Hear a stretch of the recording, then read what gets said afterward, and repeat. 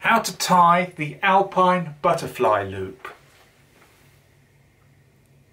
So to tie this knot, the first thing that we would do is we're going to tie the loop into the bight of our rope. So first thing I do is just pass my hand underneath the rope at that point.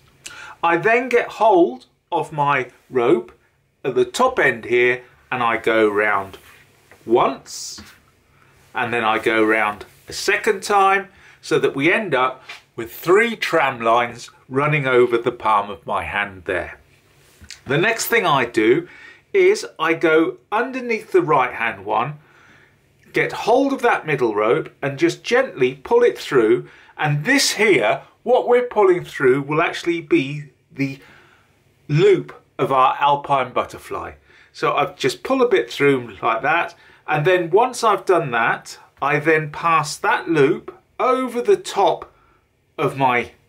other 2 turns, go underneath them both, don't let them cross over, go underneath them both, and then I can now withdraw my hands from there and gently pull up, and you will see now here a nice symmetrical knot starting to appear. It looks a bit like a butterfly, and so pull up nice and tight on that, dress it up smartly, and there we have it, 1 in number Alpine Butterfly Loop. And you'll notice that on the top here we've got 2 lines running parallel with 2